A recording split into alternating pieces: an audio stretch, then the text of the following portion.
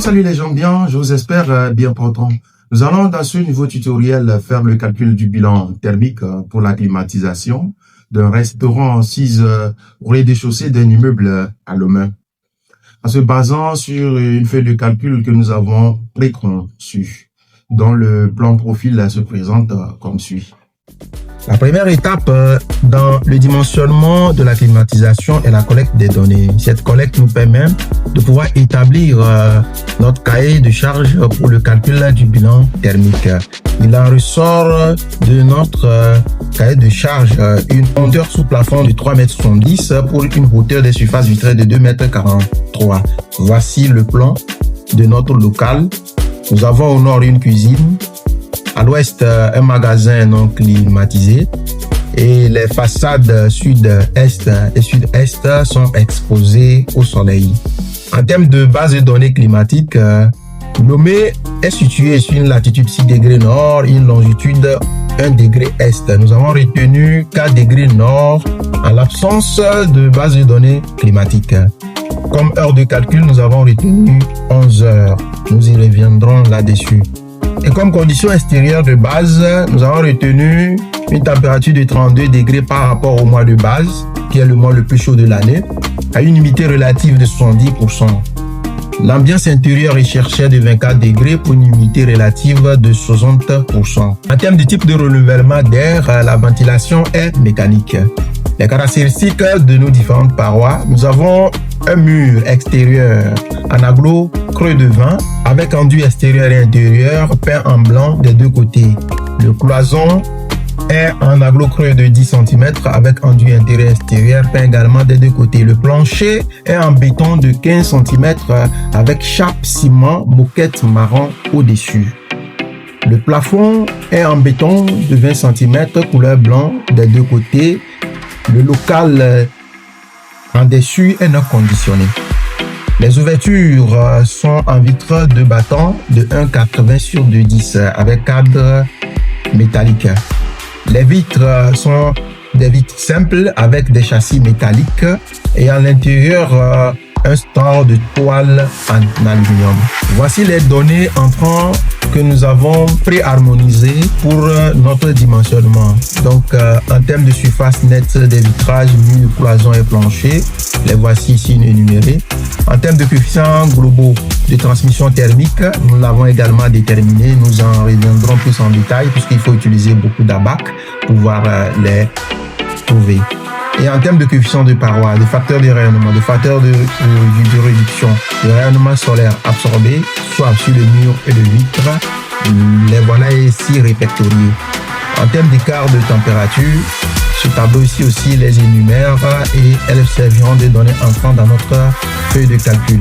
Voici concis la présentation de notre cahier de charge. Nous retournons à présent sur le plan profil de notre feuille Excel et nous cliquons ici. Nous tombons sur l'accueil, nous cliquons sur Go. Sur la première ligne de l'entête de notre feuille Excel, nous observons cette cellule comme cellule d'entrée de données, celle-ci comme cellule de référence et celle-là comme cellule de formule. Pour rendre notre feuille assez simple d'utilisation, nous avons verrouillé les cellules de référence ainsi que les cellules de formule. Quand nous cliquons là, elle est dit verrouillée. Donc nous saisissons rapidement la date de l'opération ainsi que l'agent opérateur qui est M. Yayen Space, le nom du client qui est M. Y et l'adresse. La destination de l'ouvrage c'est un restaurant, la situation géographique c'est au Togo à Lomé. En termes de surface du local, elle est de 145,55 pour une hauteur sous plancher de 3,70 m. Et donc, nous avons le volume qui est là. Et en termes de conditions, nous avons l'air extérieur. Pour pouvoir la déterminer, nous venons dans la BAC 1. Et dans la BAC 1, nous observons déjà que les études ont été déjà faites pour certains pays et pas pour d'autres. À l'absence de données pour le Togo, nous allons adopter celui du Cameroun. en choisissant comme mois de base le mois le plus chaud de l'année qui est le mois de février. Et pour température humide 32 degrés. Donc nous revenons dans notre feuille et nous saisissons là 32 degrés. L'ambiance recherchée est de 24 degrés pour une humidité relative de 70 et de 60. Donc après cela, ici nous allons voir que la teneur en eau est automatiquement calculée en fonction de ce tableau. Donc par rapport à l'heure de calcul. L'heure de calcul, nous pouvons la déterminer au travers de la bac roi. Et elle consiste tout d'abord à chercher la position exacte de notre local. Donc elle est conforme à la position 11, puisque nous avons au nord la cuisine, à l'ouest nous avons un magasin. Donc si nous venons là, la position 11, les murs exposés sont les murs sud-est, les murs sud et est. Et pour avoir l'heure de calcul, nous venons maintenant là. Rappelons-nous que nous avons retenu pour Lomé la latitude 4 degrés nord et pour mois de base février. Donc nous venons maintenant au sud et nous constatons que nous enregistrons les intensités de rayonnement max à midi sur le mur qui est de 359 et sur la vitre qui est de 309. Si nous venons à l'est, nous enregistrons le max à 11h qui est de 317 et de 273. Et sur la façade sud-est, nous enregistrons le max qui est à midi qui est de 272 pour 234 sur la vitre. Que retenir? Étant donné que la surface de la façade est est prédominante à la surface de la façade sud, nous allons retenir la façade est. Donc l'heure de calcul qui sera retenue serait de 11 heures. Donc nous retournons dans notre feuille et nous saisissons là 11 heures. Et pour mois de base, c'est le mois de février. Donc après cela, nous allons maintenant calculer les charges externes ainsi que les charges internes. Parlant de charges externes, c'est tous les flux qui quittent l'extérieur vers l'intérieur de notre local. Elle passe tout d'abord par l'apport de chaleur par transmission et rayonnement. C'est quoi la transmission? La transmission, c'est la convection et la conduction, c'est-à-dire que quand le flux de chaleur quitte l'extérieur, elle frappe le mur et s'introduit dans le mur par effet de convection. Elle traverse le mur par effet de conduction. Elle se transmet à l'ambiance intérieure par effet de convection. Et donc, pour pouvoir les calculer, nous avons déjà, à l'issue de l'explication que nous avons donnée tantôt par rapport aux façades exposées, fait le listing plutôt de nos surfaces exposées en termes de vitres, de murs, de cloisons et de planchers. Et pour les surfaces nettes de parois, nous avons fait un rapprochement de notre cahier de charges ici pour faciliter la navigation. Face vitrée est, voilà l'est qui est là. La surface vitrée, elle est longue de 9,10 m et sur une hauteur de 2,43 m. Donc, la voilà, et nous enregistrons 22,1 pour la surface vitrée est. Donc, nous saisissons là 22,1 pour la surface vitrée est. Pour la saisie des données, nous allons vous épargner cela et nous allons nous retrouver pour la saisie des données par rapport au coefficient de transmission.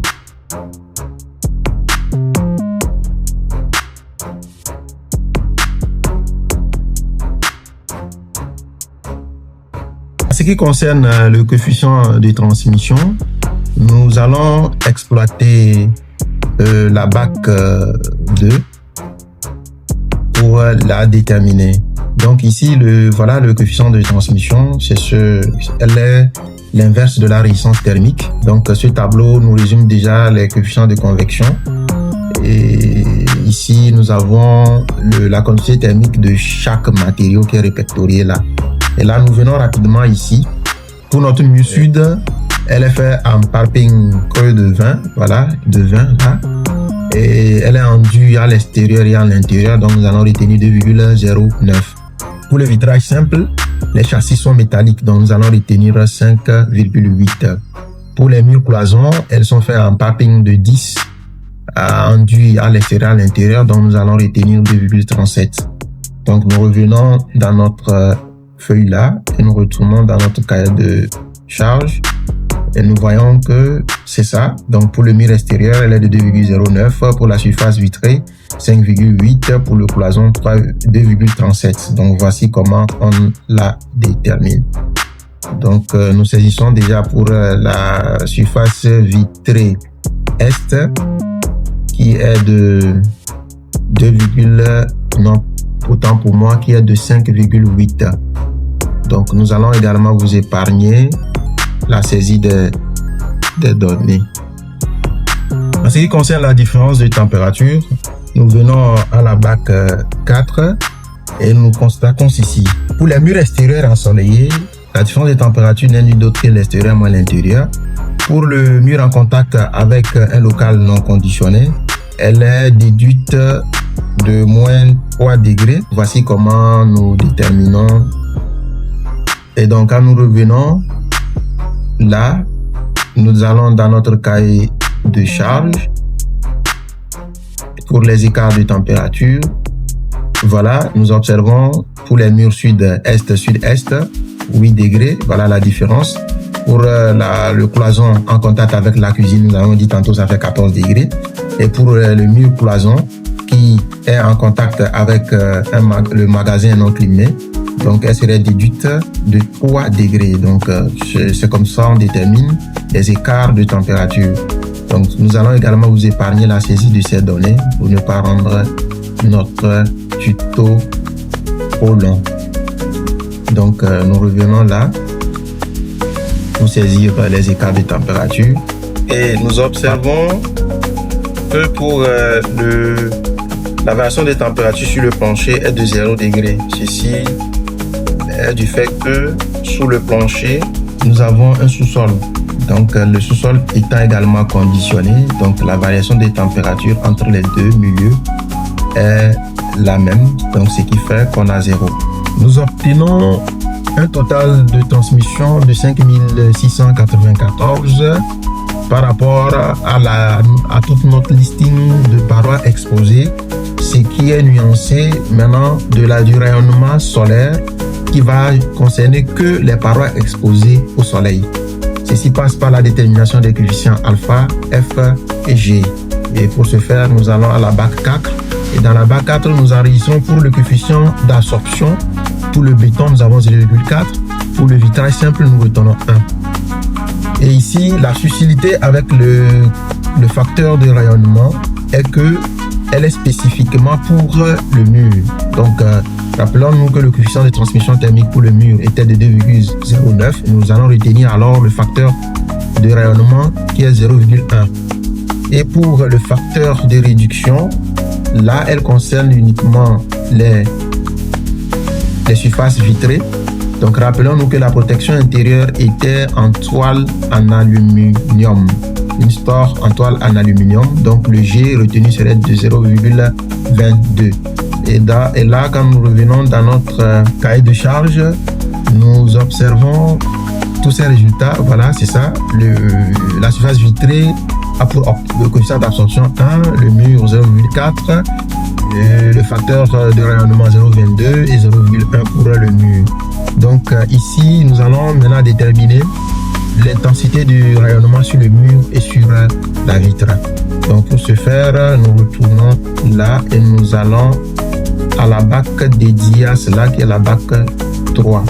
Donc rappelons-nous que notre heure de calcul est de 11 heures et les surfaces exposées sont les surfaces sud-est et sud-est. Donc si nous venons à la surface sud, nous enregistrons à 11h284 sur la vitre et 330 sur le mur. Donc nous revenons là dans notre cahier de charge. Voilà, nous sommes dans notre cahier de charge.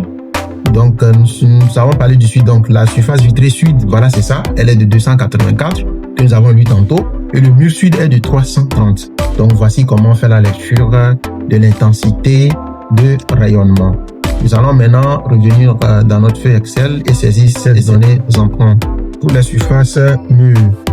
Et donc pour l'intensité de rayonnement sur la surface vitrée est, je pense qu'elle est de 273 et pour le reste, nous allons vous épargner la saisie de ces données. Là, nous avons 258. Et voilà, nous avons le total par rayonnement solaire qui est de 3280. Donc voici comment se fait le calcul de la charge externe par transmission et rayonnement. Ici, il y a une subtilité puisque nous avons négligé les apports par infiltration pour deux raisons. Notre local est une nouvelle construction et les nouvelles constructions au niveau des ponts thermiques, des portes et fenêtres, c'est-à-dire les petites ouvertures qu'on peut observer au niveau des portes et fenêtres, sont plus ou moins gérées par rapport aux anciennes constructions. En plus de cela, notre ventilation est supposée mécanique. Donc, pour l'évaluation de l'apport par renouvellement d'air, elle est soit sensible, soit latente. Donc, nous supposons notre ventilation mécanique. Alors, nous cochons ça. Et nous allons dans la bac 5. Et là, le local, c'est un restaurant. Nous supposons le débit minimum d'air neuf avec fumeur, qui est de 30 mètres cubes par personne, avec un taux d'occupation de 0,5. Alors, nous multiplions au taux d'occupation de 0,5 la surface du local multipliée par ce débit minimum pour pouvoir trouver cette valeur à renseigner ici. La voilà et c'est bon. Nous venons ainsi de finir l'évaluation des charges externes. Nous abordons maintenant les charges internes. Et pour commencer, nous avons l'apport des occupants. Et ici, rappelons-nous que le taux d'occupation est de 0,5, nous l'avons vu tantôt. Et après cela, nous venons à la bac 5. Et dans la bac 5, l'application, c'est un restaurant. Nous supposons que la température ambiante est de 25 degrés Celsius. Alors, nous avons 77 comme chaleur sensible et 84 comme latente. Ici, ce qu'il est intéressant quand même de savoir est que ces évaluations ont été faites pour un homme adulte. Et donc, pour l'appliquer à un public mixte ou soit aux enfants et aux femmes, nous allons utiliser des coefficients minorateurs qui ont été déjà implémentés dans nos formules. Donc nous venons là, nous saisissons 77 et ici 84. Et voilà, nous cochons maintenant. Ici c'est un public mixte puisque dans le restaurant nous aurons tout genre de personnes. Et voilà, les apports se sont déjà évalués. À présent, nous abordons les apports par éclairage. Ici, nous supposons que nous aurons des lampes fluorescentes et nous venons dans la bac 6 pour l'évaluer. Donc, pour les lampes fluorescentes, nous aurons 8 watts par mètre carré pour le restaurant. Mais ici, c'est nous qui l'évaluons et c'est à nous de faire notre jugement. Donc, comme notre restaurant est assez grand, nous allons la supposer comme hall d'entrée avec caisse. Et ainsi, nous utiliserons plutôt 16 watts par mètre carré. Et cela aussi, pas besoin de mieux éclairer notre local. Donc, quand nous venons là, nous saisissons 16. Et voilà, nous avons notre apport par éclairage. Nous abordons maintenant l'apport des machines et appareillages. Donc là, nous allons vers notre plan pour voir le type d'appareil installé. Voilà, nous avons 3 cafetières et un grille-pain. Donc nous revenons dans notre feuille. Et comme appareil, nous venons là, grille-pain. C'est ça, nous cochons ça. Et cafetière, nous cochons ça. En termes de nombre, nous avons 1 ici. Et ici, nous avons 3 cafetières. Et par rapport au coefficient d'utilisation, nous supposons égal à 1 et 1. Donc, voici également l'évaluation sensible et latente liée aux machines et appareillages. Les charges thermiques totales. Nous avons arrêté notre bilan thermique à 51 934,44 watts. Nous allons à présent faire le dimensionnement proprement dit de notre climatisation. Donc nous avons au finish une puissance frigorifique qui est de 26,362 pour une puissance de humidification qui est de 25,573. La puissance totale est de 51,934.